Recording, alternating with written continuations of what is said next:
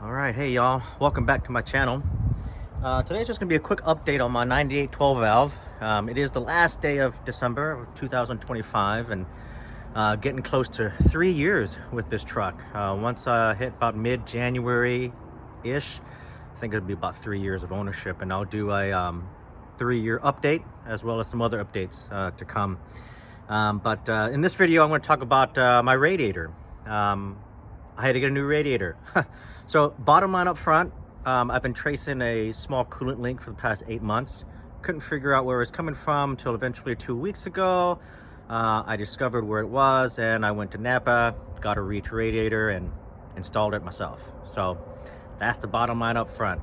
So if you wanna stop here and move along, you can. Now I'm gonna get into kind of the more details of what went down. So for 8 months, I've been tracing a small coolant leak.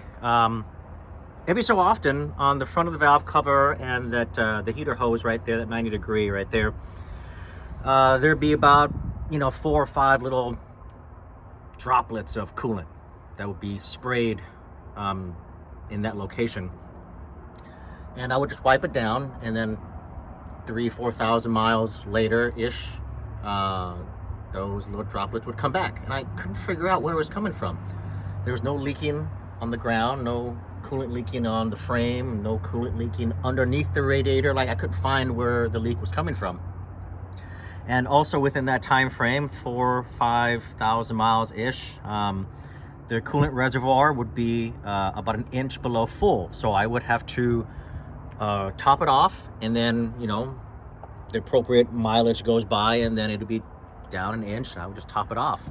And again, for the life of me, I couldn't figure out where the coolant leak was coming from until about 2 weeks ago. There were some droplets again on the front of that valve cover and coolant line, and I happened to look behind the fan shroud, where sure enough, behind the fan shroud, kind of tucked up underneath the plastic and behind that, and I discovered a small leak and residue. Like, you could see the residue all behind the radiator, behind the fan shroud. And I was like, oh, there's the leak. And did some additional testing, and sure enough, that's where the leak was coming from. So I was like, well, I need a new radiator. I thought about ordering a Mishimoto and just waiting, but I really didn't want to wait a week or two for it to come in. And I honestly didn't want to spend $1,000 for a radiator. So I went to NAPA, and I purchased one of their radiators. It's actually a Reach brand. It is a two-core or 2-row radiator, and it was really easy to install. Took me about 2 hours and 45 minutes. Should have taken about 1.5 hours, 2 hours, but I'll get to why it took me forever.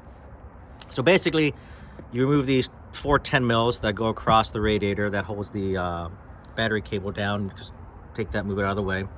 You got to move the coolant reservoir as well as the wiper fluid reservoir. Just got to remove that. Remove the hose clamps. There were 4 10 mils that hold the fan shroud on, as well as 2 clips that hold the fan shroud to the top, right? Remove all that. You can push the fan shroud out of the way. Then there's 2 more 10 mils here, one on the other side. You remove that, and then you can pull the whole radiator up, and then put a new radiator down and simply reverse the procedure to install it. Now, why did it take me forever? Well, the band clamp, the clamp holding the radiator, there, focus. The way it was positioned was really difficult to get pliers down there to remove the clamp from the radiator hose. So that took me a while. It took me forever trying to finagle tools down there to squeeze the clamp so I could release it and pull the radiator hose off. Other than that, that was the only reason why it took me forever. Otherwise, I would have had this thing out and in really in no time. So I've been driving around now for just about 2 weeks, and so far so good. No leaks anywhere, no issues, cooling just fine. And yeah, I was concerned that it might have been a head gasket leak. I was like, ooh, I really hope it's not a head gasket leak, but there were no, the signs for a head gasket leak, there wasn't any. So I was like, well, can't be that. I thought, well, maybe the gasket for the thermostat housing is going, and I checked that, and it's like, nope, no leaks there.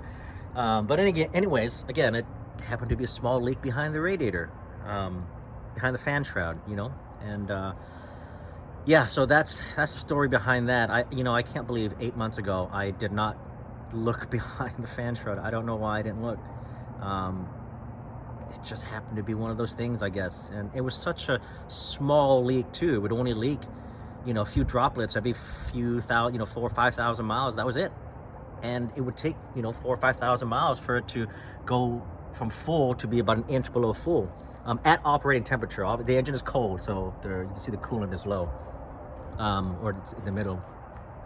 Because this truck, I haven't started this truck at all today. So, but yeah, at operating temperature, you know, normally it's full, and then it'll go down about an inch after about, you know, 4,000 or 5,000 miles. So, but yeah, so that's it for this update. I plan to do a 3-year update in January. I do want to update the Titan fuel tank tracker that I have in the truck. I realized that I installed that a year ago and I never did an update.